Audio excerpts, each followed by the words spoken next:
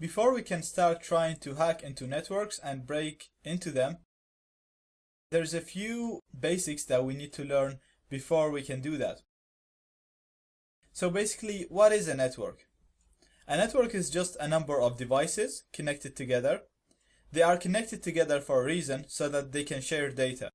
This data can be files, can be resources. It can be, for example, your home network. Usually you use it to just access the internet, which is, you can look at it as a resource or as a source of data.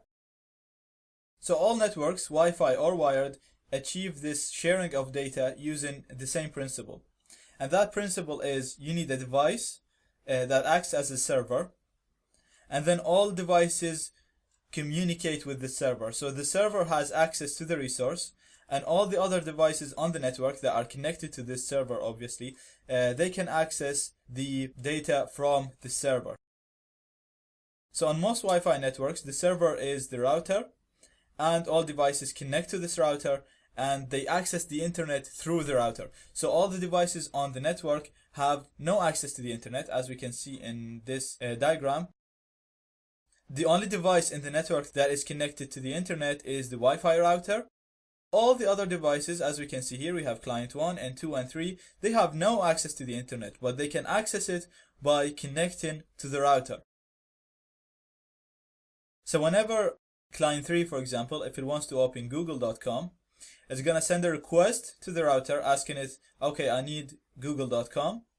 The router is going to go to the internet, it's going to grab google.com, and then forward it back to client number 3. So client number 3 does not have direct access to the internet. It has to go through the router, and the router is going to bring the request and send the response back to client number 3. Now all of this data, requests and responses, are transferred through packets. So you can imagine all these arrows are a number of packets being sent between the clients and the router. And in Wi-Fi networks, these packets are sent into the air, so they're broadcasted. And if you're within range with these packets, then you can just sniff them, capture them, and read them, and you'll be able to see the information in there. So all this data, so whether it's usernames, passwords, videos, audio, music, chats, all of that is transferred as packets, and it's always transferred between the client and the router because the client has no access to the internet.